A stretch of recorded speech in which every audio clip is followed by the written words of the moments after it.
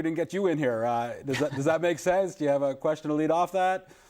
No, that's a lot. I know what I got to do tomorrow. Okay, well, sorry if we overwhelmed you. No, that's great. Yeah. Thank you very much, guys. Okay, thanks. You mentioned something here that I think is important for the viewers to hear and for you to break down. Sure. The difference between, in your opinion, real estate and the stock market. You mentioned a few: cash flow, leverage. Break that down for me a little bit. Tell me the pros and cons, if you will, a little bit. Sure. Even the cons of real estate as opposed to the stock market, because in being an educated man, I know you can speak objectively, and real estate might not be for everybody. That's right. Yeah. So what would you say are the biggest difference? I mean, you mentioned the two, cash flow and leverage, but break that down. What do you mean by leverage? Well, leverage, for example, is when the argument is you have a certain amount of money. For example, we buy a $100,000 condo.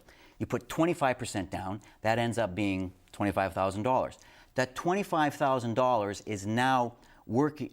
What's working for you in terms of appreciation rate is $100,000. So when you see reports saying, well, the stock market is a better place to invest because it appreciates at 7%, real estate's been going only at 3%.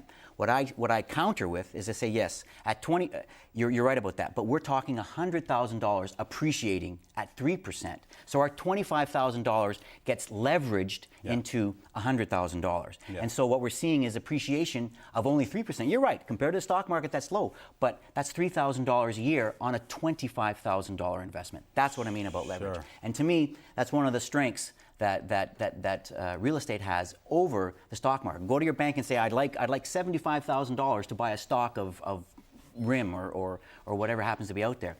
They may not do that. I don't know if they do, actually. Gotcha. So for me to make my $7,000, I need to put in $100,000 into the stock market.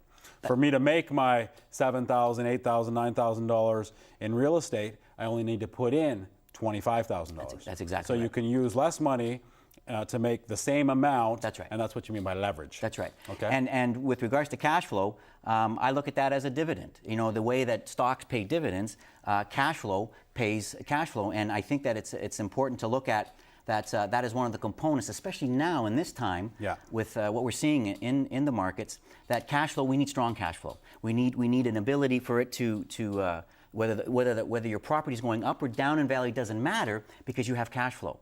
If you've got cash flow, your balance sheet will show, well, your property dropped in value. It doesn't matter. It's being paid for totally by your renters. And again, I'm stressing the buy and hold. I'm stressing cash flow type properties. I'm not talking flips. I'm not talking... No, and other than a little bit of maintenance. That's right. I only spent $25,000.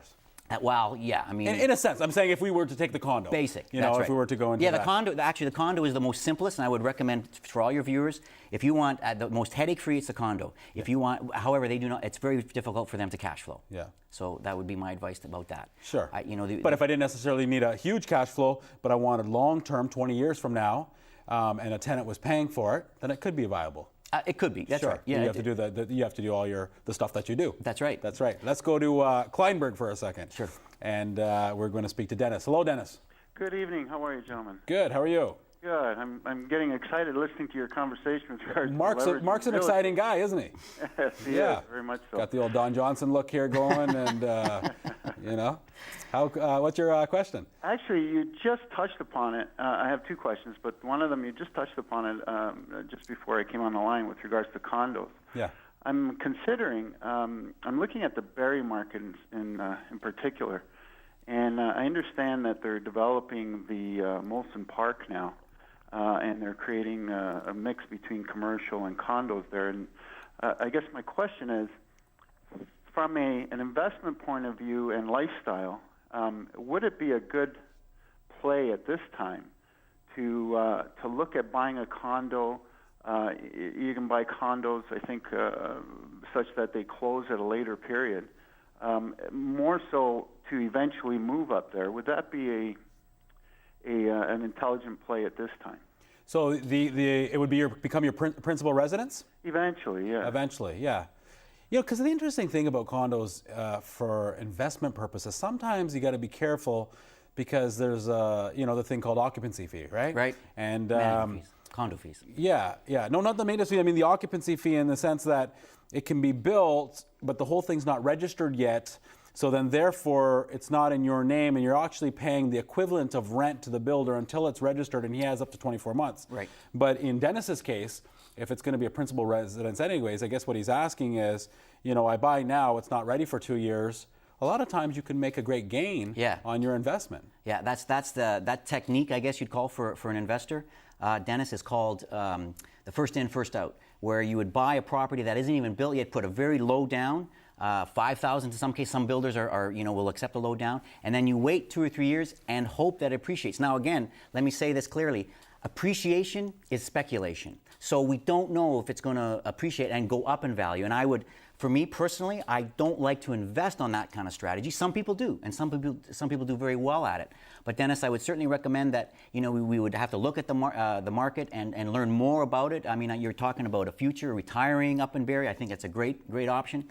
But I think there'd be more factors to look at. Again, education. Sure. Education would be the focus there, Dennis. Sure. You know what, Dennis? We're going to take a quick break, and then we'll keep you on the line, and we'll talk a little bit more about this. Very interesting. Is that okay? Thank you. Okay. When we come back to Into with Real Estate, more of your calls, and we'll touch base with Dennis, talk about investing in condos in Barrie.